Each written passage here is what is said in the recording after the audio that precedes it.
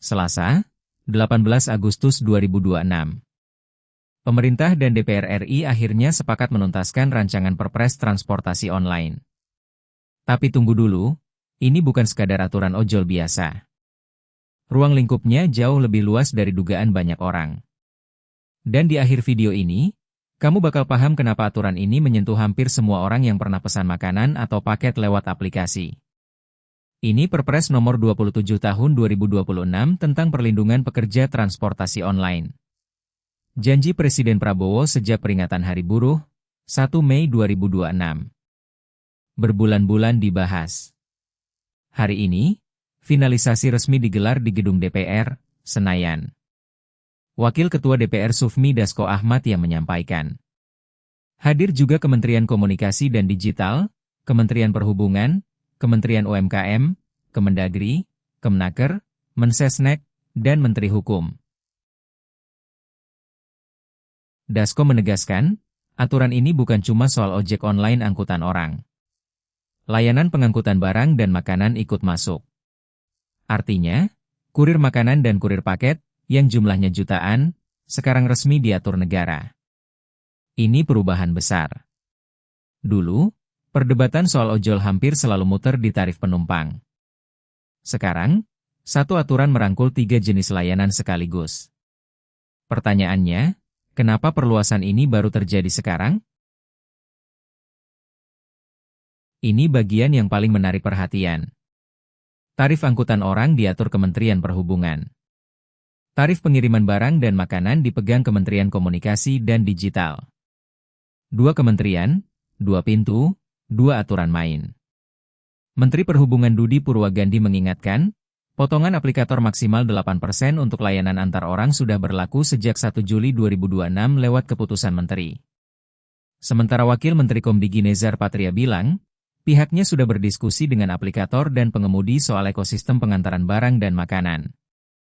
Tujuannya, mencari titik keseimbangan yang paling optimal. Tapi coba pikir, 2 kementerian mengatur tarif dalam satu ekosistem. Siapa yang memastikan keduanya tidak saling tabrak? Bukan cuma soal tarif. Pelaku transportasi online juga bakal berada di bawah naungan Kementerian UMKM. Artinya, driver dan kurir mulai diperlakukan sebagai bagian dari ekonomi rakyat yang diakui negara. Menteri UMKM Maman Abdurrahman menjelaskan, status driver menjadi pelaku usaha mikro. Konsekuensinya nyata. Omzet di bawah 500 juta rupiah setahun bebas pajak penghasilan. Rata-rata omzet ojol? Sekitar 10 rupiah sampai 15 juta per bulan. Jadi, mayoritas driver tidak kena pajak. Tapi ada catatan penting yang sering terlewat. Status usaha mikro tidak mengubah driver menjadi pekerja formal. Bonus dan THR tetap bergantung pada perjanjian kemitraan dengan aplikator. Jadi, naungannya lebih luas, tapi statusnya masih abu-abu. Pertanyaannya, apakah ini cukup untuk menyejahterakan jutaan driver? Sebelum Perpres diterbitkan, pemerintah akan melakukan harmonisasi. Melibatkan organisasi pengemudi dan aplikator.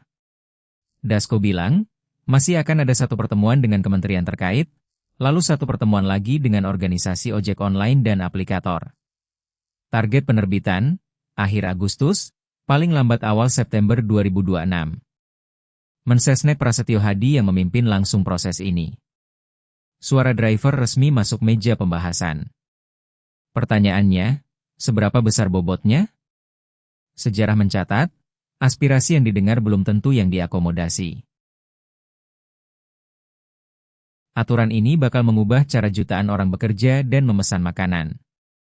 Tarif ojol, ongkir, sampai nasib kurir, semuanya ditentukan di sini. 1 Perpres, 3 layanan, 2 kementerian tarif, 1 kementerian naungan. Dan satu pertanyaan besar yang belum terjawab, apakah ini benar-benar berpihak ke driver, atau hanya formalitas?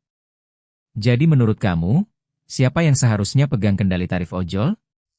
Kemenhub, Komdigi, atau pasar? Tulis jawabanmu di kolom komentar.